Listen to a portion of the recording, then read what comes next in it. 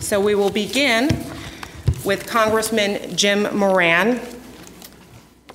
As a senior member of the Appropriations Committee, Congressman Jim Moran serves as ranking member on the Subcommittee on the Interior and Environment, as well as a senior member of the Defense Appropriations Subcommittee and Military Construction and Veterans Affairs Subcommittee. He's co-chair of the Congressional Prevention Coalition and the Animal Protection Caucus, heads the Task Force on Sovereign Wealth Funds, and was a co-founder of the New Democrat Coalition. He was first elected to public office as a city councilman, vice mayor, and then mayor of Alexandria. Congressman Moran graduated from the University of Pittsburgh's Graduate School of Public and International Affairs with a master's degree in public administration after receiving his BA in economics from the College of the Holy Cross. He has 4 children and 4 grandchildren. Representing him tonight is Austin Durer. Also running in the 8th District, Patrick Murray is a 24-year U.S. Army veteran who is making his second run for Congress in Virginia's 8th Congressional District. As an Army officer, he served in numerous tours around the world, first as an armor officer and later as a foreign area officer with the Defense Intelligence during the Cold War. Patrick commanded tank units in both the 3rd Armored and the 3rd Infantry Division on what was then the East-West German border. Later, as a foreign area officer with the Defense Intelligence Agency, he served in Bosnia and Herzegovina, Kosovo, and Serbia, when he was a defense attaché in the American Embassy. Patrick also speaks Russian and served throughout the former Soviet Union. He has worked in the U.S. State Department, in the Bureau of Political Affairs, and the United Nations as the American military representative on the Security Council. In 2007, Patrick deployed to Baghdad, Iraq during the surge, where he served on the staff of General David Petraeus. Patrick holds a bachelor's degree in economics and 2 master's degrees in history and Russian studies. He lives and works in Alexandria, Virginia. And also, let me introduce the 10th Congressional District, Congressman Frank Wolf. Congressman Frank Wolf has represented Virginia's 10th District since 1981. He served on the House Appropriations Committee and is the co-chairman of the bipartisan Tom Lantos Human Rights Commission. Congressman Wolf has been recognized for his efforts to improve our region's transportation system.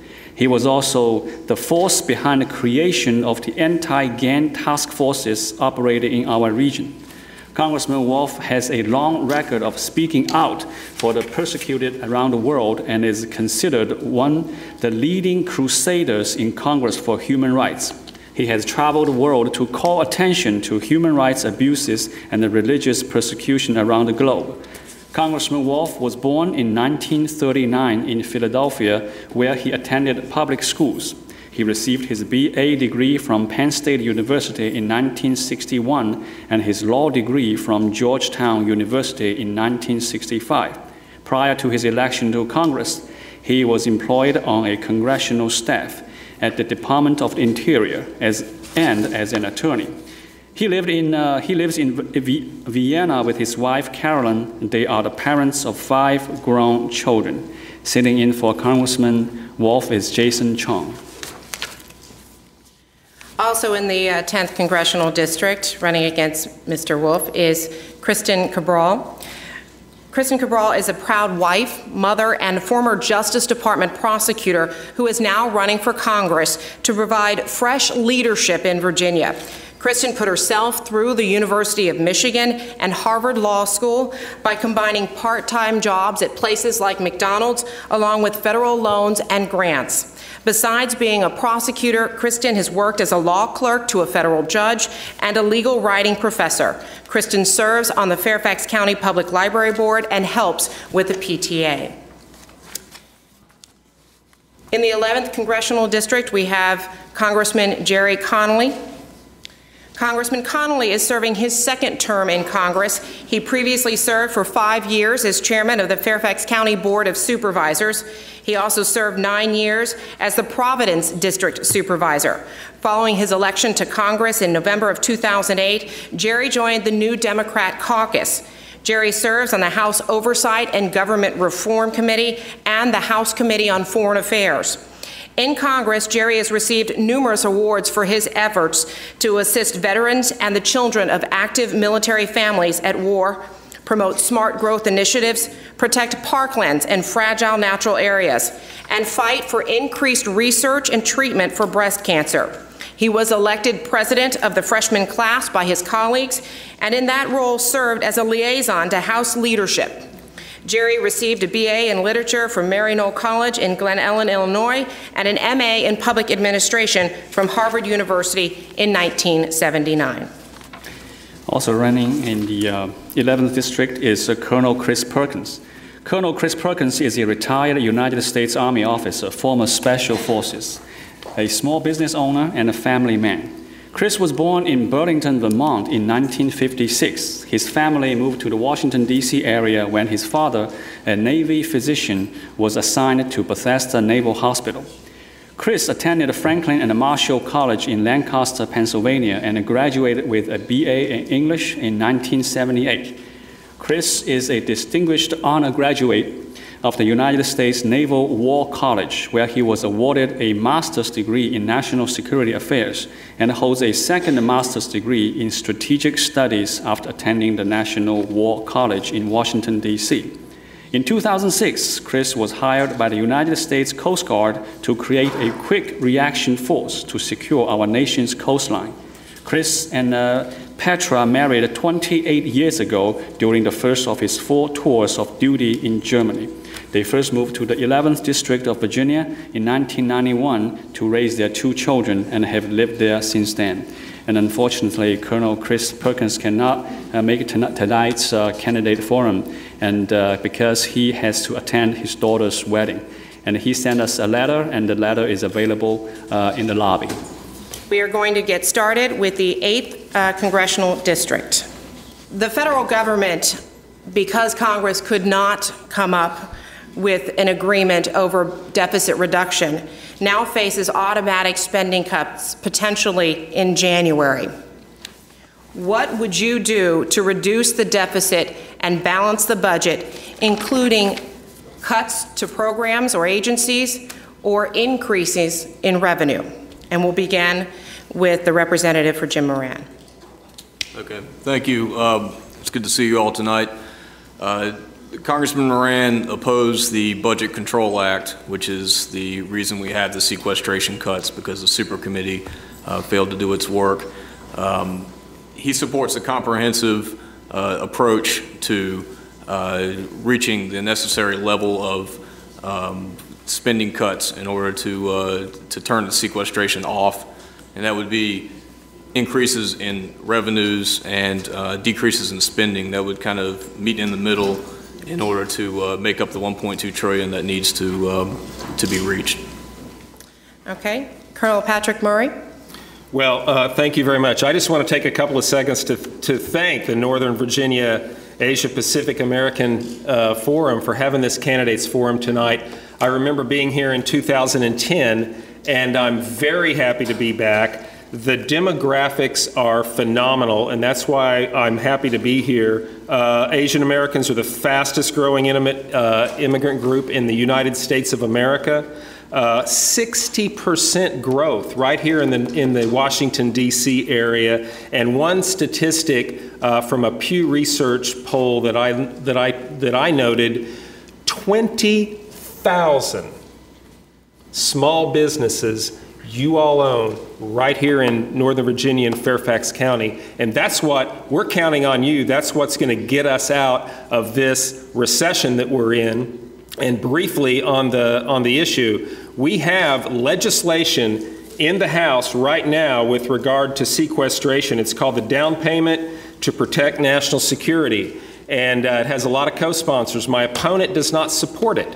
We need to put people over politics, regardless of party. That's why I'm here running, and that's why I want your vote tonight. All right, thank you very much, Mr. Murray. Thank you. My second question is addressed to the 10th District.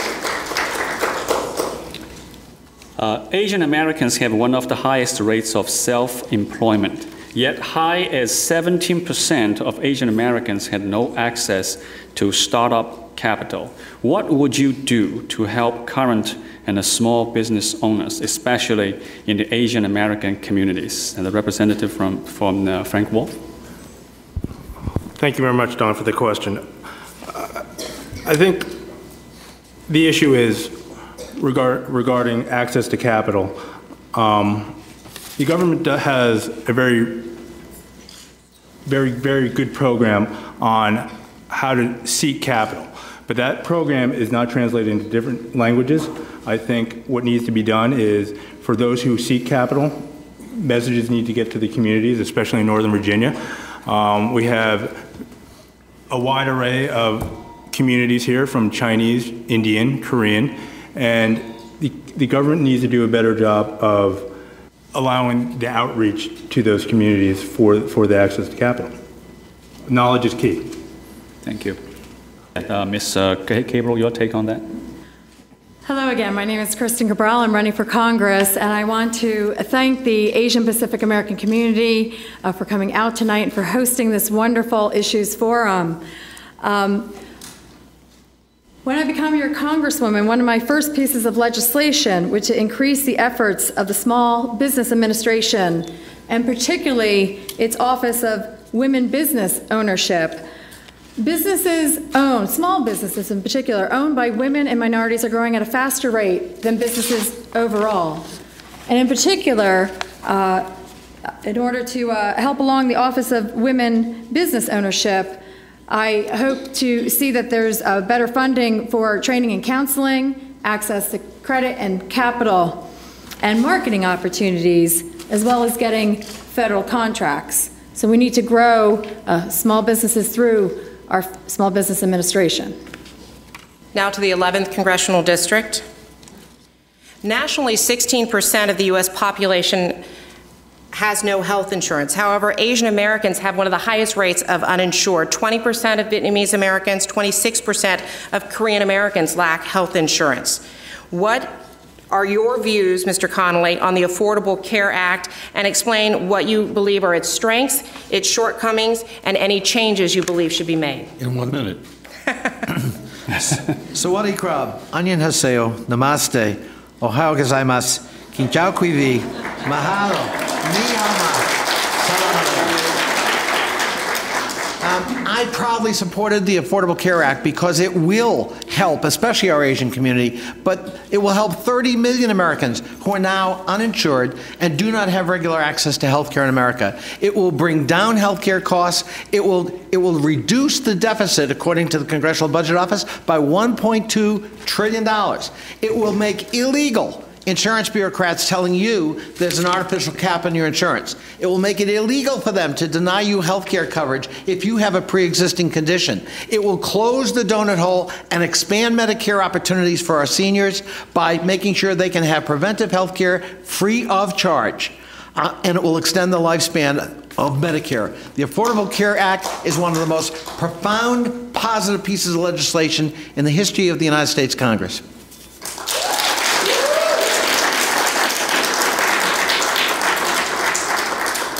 Next question to the 8th District. Now, Colonel Patrick Murray, with so many baby boomers retiring, how would you propose to control Medicare costs? That is the proverbial 800-pound gorilla in the room. If you think that the Affordable Care Act helps Medicare, it takes $716 billion out of Medicare. Now, I don't know how that helps it, and those are incontrovertible facts. Oh, no, they're not. So I'm talking. Remember, this is not a debate. This is a forum. He has a right to have his views. Here's what we need to do to rescue Medicare.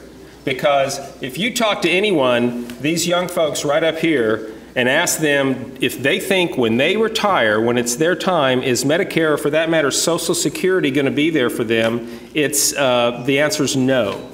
And so we need to take care of Medicare as well as Social Security, and the way that we need to do that is deal with the issue of, especially with Social Security, raising the retirement age slowly, not impacting at all anyone who's 55 years or over, and we need to do some means testing as well.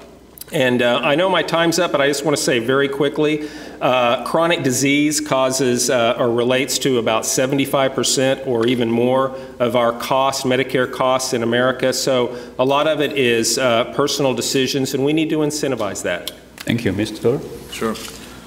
Let me just start by saying that Social Security and Medicare will be there for everybody that's in this room.